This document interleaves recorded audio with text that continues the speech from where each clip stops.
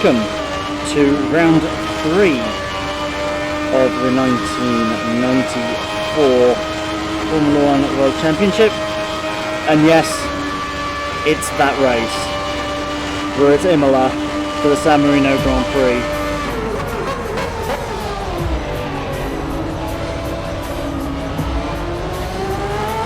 So obviously, this is Formula 1's darkest day. I'm going to deal with it tastefully. However, this is reality. You know, so Ratzenberger isn't even here,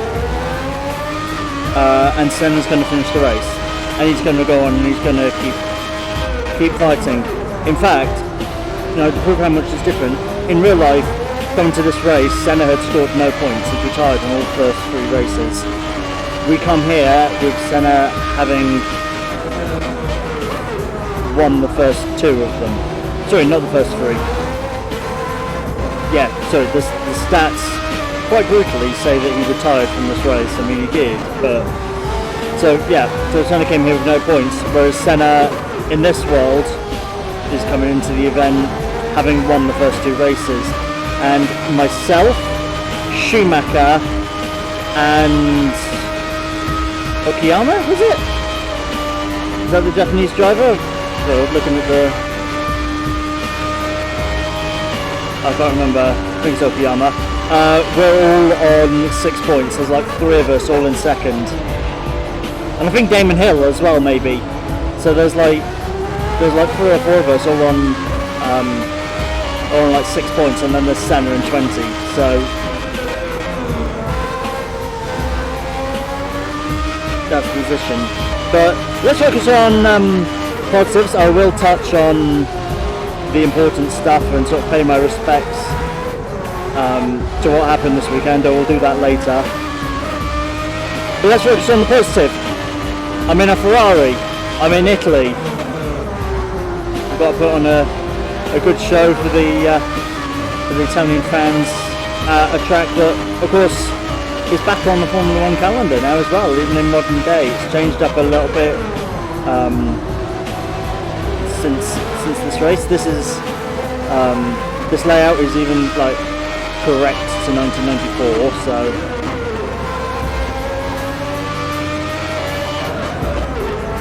So yeah, I'll get a few. I'll get a few practice laps going to sort of get myself up to speed with Imola.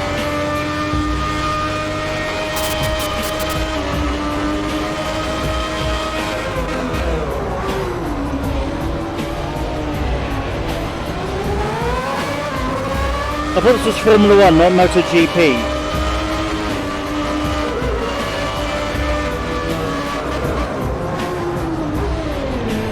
It's Brundle. I didn't hit him to see who it was, I just wanted to see who... Yeah, I wanted to see who it was, but I wanted to get past as well. Conveniently this is coming up because I want to point out that during practice, that is the wall that Rubens Barrichello violently hit. Thankfully he was okay, but that was sort of the first big impact of the weekend. I'm still in practice, but I thought I'd give you a quick lap of Imola. We're going through the 94 layout. So I come across the start-finish line. This is where Bottas and Russell crashed. So this is Tamarello. There's no chicane. It's just one long thing. We come up to Villeneuve. There's also no chicane. The Villeneuve is just a quick right-hander. Hard braking all the way down to first for Toza. Power up the hill. Break down to second. There's an amazing amount of grip there. Come down to Rimarama, I think. There's a chicane here. And actually try and get into second coming up the hill. Come up here, break at the IP banners, and then we got the chicane up here, which still exists. Bit of a lost the back end. I'm already P3 in practice, so it's absolutely fine. We come down to these two corners, which still exist and are still as they are. And then on the current layout, you just go flat out until Tamburello, but not here. You actually brake, and there's a bit of a big chicane here. It's still very fast. That's where Rubens went off. Final chicane, and then onto the straight, and back towards Tamburello. So that is the lap of Imola. So before we go into quali, I have noticed that Assetto Corsa has done its weird thing, and it did this with the 75 season. I had the biggest season I could get. I wanted more, but some track limitations were there.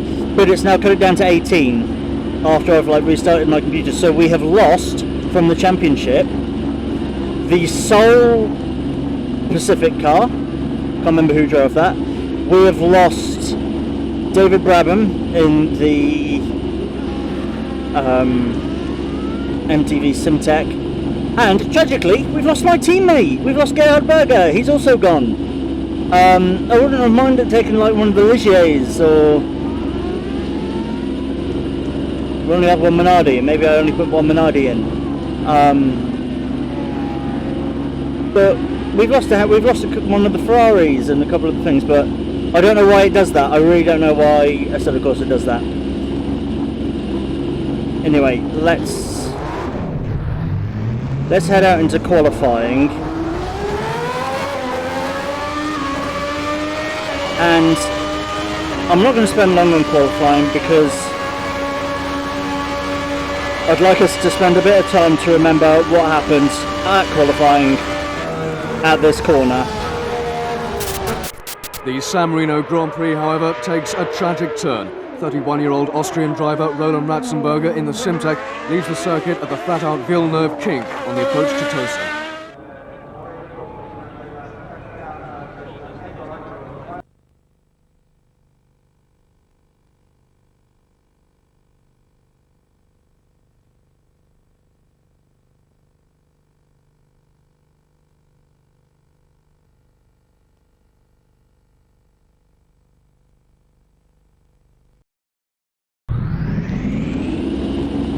So, I skipped most of qualifying. I felt it appropriate just to show the start of it and to and to pay my respects to Roland Ratzenberger. So, that man, starting where he started every race this season and in real life, on pole position. I was 0.2 behind him. We have Martin Brundle, not behind Senna, a bit further back. And then Damon Hill directly behind me. Katayama, that was the name of the Japanese driver. Katayama in 5th, Mark Blundell, Verstappen, Hakkinen, Herbert, Morbidelli, Barrichello, Irvine, Fittipaldi, Michael Schumacher down in 14th, Comas, Martini, Panis, and Bernard. So, 15 lap race. I'm going to find this incredibly difficult to try and do, but 15 laps of the San Marino Grand Prix.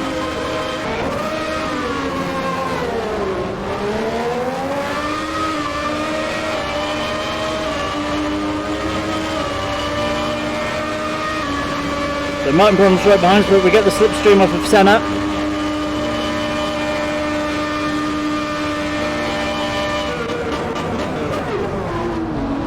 Senna's on the inside of Tosa. And he gets a better run out of Tosa.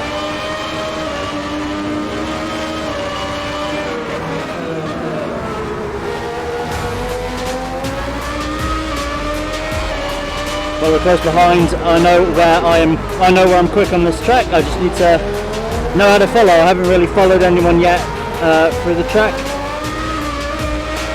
so it's just to know where they are, so I know where I can brake if they're going to brake unexpectedly.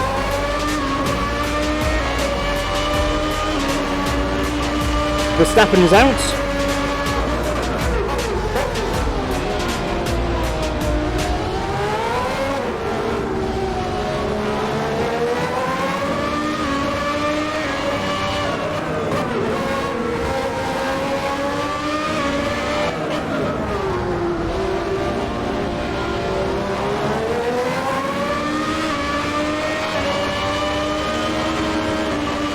Right, this is sort of the advantage, like, who needs DRS? This is what you need, cars that can follow each other. Because we've got this long straight, I can get past Senna with the slipstream. But I know for a fact that he's going to hold there. Yep, he's still there. But I am ahead.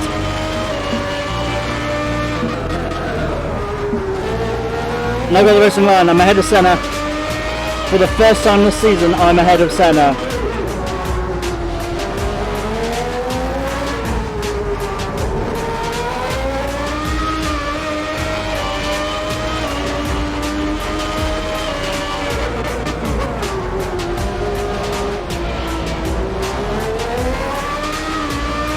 Real life for this round of the race, there was actually a safety car because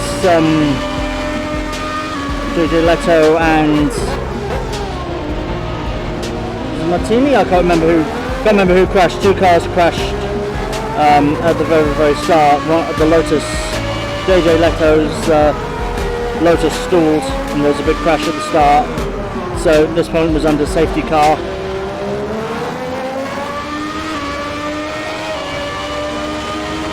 So let's see if I can run away with the win.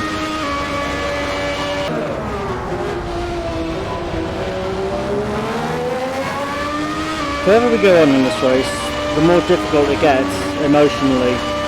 So we're on to lap 6 now. I am 4.2 seconds ahead of Senna, and for this next lap we're going to ride on board with him.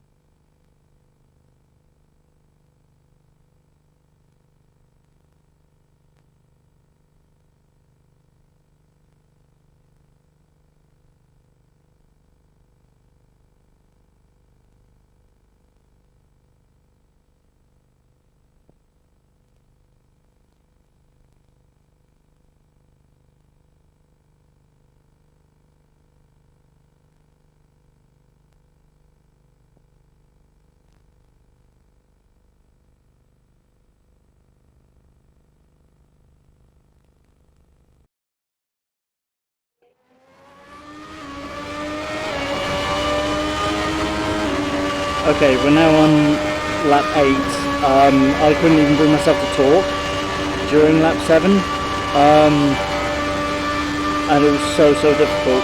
Just coming up to Tamburello on lap 7 was so so difficult. But I had a massive lump in my throat and I had to close my eyes a couple of times going around Tamarello. Like real physical almost physical and mental struggle to sort of push yourself past it. I had to make sure that the Senna in this race was still going, and he is.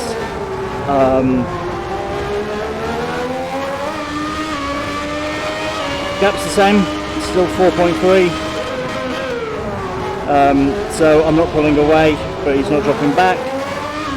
Sorry, he's not gaining, but I'm not pulling away.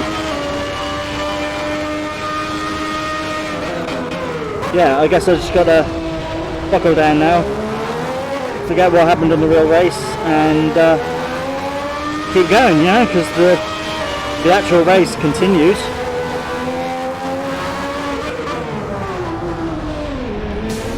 Whoops. I'm kind of glad I can't see Senna. If I was right behind him, I don't think I could have, because we've all seen the onboard footage from Schumacher's car. If I was behind Senna, seeing him in front, I don't think I could have done it. I'm sort of quite happy that he sort of wasn't in sight and I was the only car around. Anyway, this might be a quite quiet race compared to what I'm normally used to, which is quiet because I'm at the back. This might be quite quiet because I'm up at the front. So we're coming on to the last lap now of the San Marino Grand Prix. More difficult than I thought emotionally. I didn't know how I didn't realise how emotionally invested I would be. And during quali I had a bit of lump in my throat going through the Villeneuve corner, and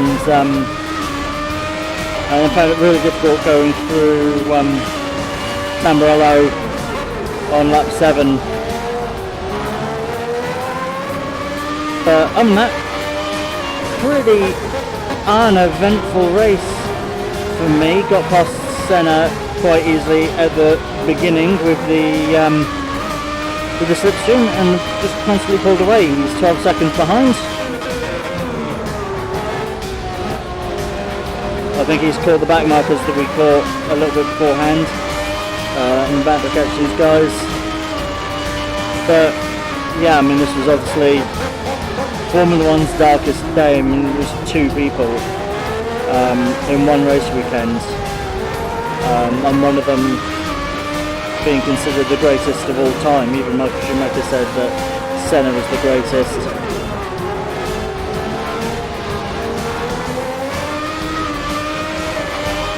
Should we deny them the Lewis? No, the Lewis can have one more lap to fight it out. But that's San Marino Grand Prix. So there's the results. It's myself in P1, Ayrton Senna and Damon Hill, the 2 Williams, taking over the other 2 spots on the grid. Katayama came 2nd, and Mark Blundell, he came 4th, and Blundell 5th. Martin Brundle dropped from 3rd all the way down to 6th. Then Hakkinen in 2nd McLaren. Oh, it's 2x2x2. 2 Williams, 2 Tyrrells, 2 McLarens. And Johnny Herbert, Fittipaldi and Schumacher. Brundle takes the last of the points there. And then we had Morbidelli, Irvine, Barrichello, Comas, Panis, Bernard, Martini and Jos Verstappen DNF'd on the first lap. Yeah, difficult weekend to try and do. But we got through it. Next race will be Monaco. Ayrton Senna will be there. So we're going to carry on. He didn't have his crash, he came 2nd. So yeah. I urge you, if you haven't, to go and watch the documentary movie Senna. I urge you to go watch it. It's fantastic. And you will cry at the end. I always cry when I see Prost at the funeral. That's the bit that gets me every time. Yeah, let's carry on with the season and head to Monaco.